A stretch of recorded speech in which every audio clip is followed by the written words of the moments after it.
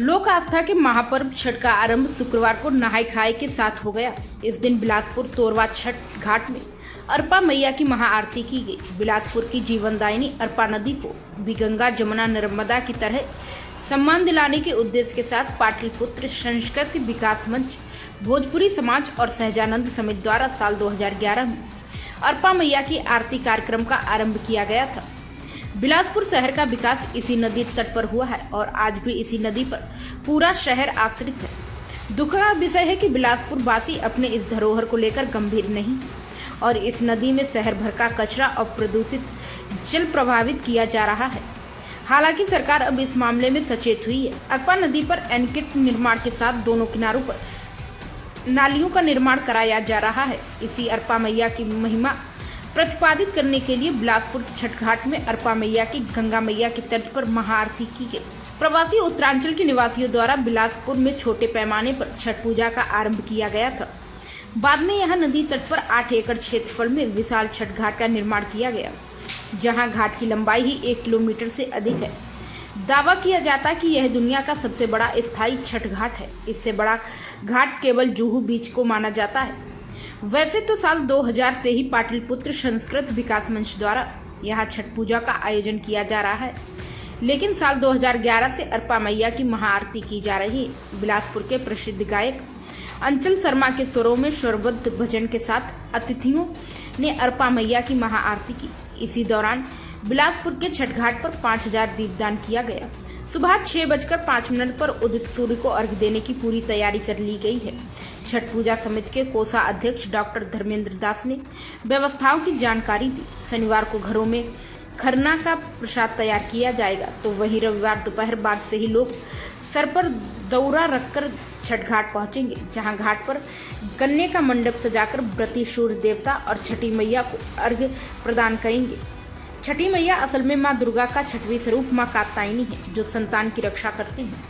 इन्हें सूर्य भगवान की बहन माना जाता है, इसलिए सूर्य देवता के साथ छठी मैया की पूजा की जाती है और उनसे संतान के मंगल की कामना की जाती है।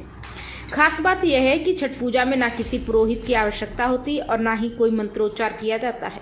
यहाँ पुरोहित व्रती स्वयं होता है और मंत्रोच्चार लोकगीतों के माध्यम से किया जाता है। आस्था का यही उफान अब रविवार और सोमवार को नजर आएगा। इससे पहले अरपा मैया की महाआरती में भी बड़ी संख्या में शहरवासी शामिल होने पहुंचे। इस अवसर पर घाट पर आकर्षक रंगोली भी सजाई गई और विद्युत सज्जा भी की गई। सौभाग्य है कि इस प्रदेश का जो राज्य गीत है वो अरपा पैरी की धार से शुरू होता है और उसी अरपा की आरती के लिए हम सब लोग यहाँ पर इकट्ठे होते हैं।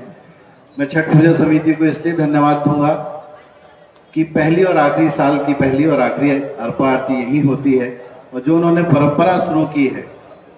छत्तीसगढ़ राज्य 7 राज्यों से घिरा हुआ है। हम झारखंड से भी घिरे हुए हैं, जो बिहार का पार्ट था, यूपी से भी, महाराष्ट्र से भी, उड़ीसा से, तेलंगाना से, आंध्र प्रदेश से, तो सब की संस्कृति कहीं ना कहीं है।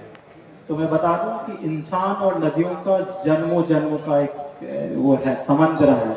जितनी भी सभ्यताएं विकसित हुई है दुनिया में, चाहे वो हड़प्पा की सभ्यता हो, चाहे जजलाफरात हो, चाहे मेसोपोटामिया की हो, जितनी भी सभ्यताएं पुरानी जितनी सभ्यताएं नदी के किनारे विकसित हुई है। और मतलब कि हमारा इंसानों का नदियों से जब से हम इस धरती पे आए तब से संबंध है। तो ये हमको ये पर्व हमको याद दिलाता है कि ये जो और जो विशेष कर हमारा भारत ही एक ऐसा देश है जहाँ नदियों को माँ कह के पुकारते हैं। ये हमारा देश है, ये हमारी संस्कृति है। जैसे माँ अपने बच्चे को अपने आंचल में अपने सीने से लगाती है, उसको दूध पिलाती है, उसका ख्याल रखती है। अरपा माता की महाआरती के लिए आप सब पधारे हैं।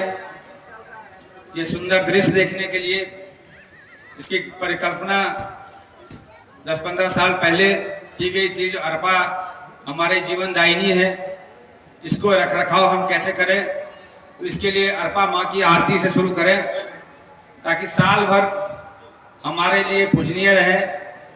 शहर के लोग जो कुछ अज्ञानता बस इसमें कचरा डालते हैं, उससे अरपा माता को बचाना है।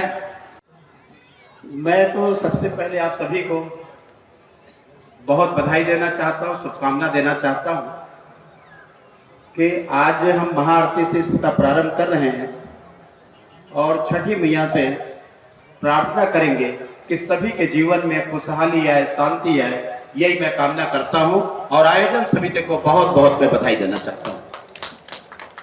हमारा भारतवर्ष पर्वों का, उत्सवों का देश है। हमारा कैलेंडर बना हुआ है साल भर का, और उस कैलेंडर में हमारे जो पर्व और उत्सव के हमारे कार्यक्रम नियमित रूप से हम आयोजन करते हैं।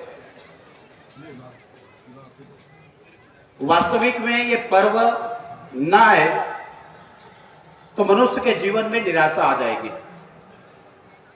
ये उत्साह का संचार करता है, और उत्साह का संचार इसलिए कि आप देखे होंगे कि अलग अलग पर्वों में जिस प्रकार से अभी इस पर्व में आपको इस रोशनी के साथ में आप जब घाट में आएंगे तो आपको 30 तारीख को और 31 तारीख को सुबह, 30 तारीख को शाम को आपको ऐसा लगेगा कि हम बिलासपुर नहीं, बल्कि वास्तविक में जो कल्पना करते हैं उससे ज्यादा अच्छा हम बिलासपुर की कल्पना कर सकते हैं कि छठी मैया की ऐसी कृपा है कि ऐसा लगता है कि वास्तविक में हम जो कल्पना जिन लोगों ने किया उससे ज्यादा आनंद की प्राप्ति होती है।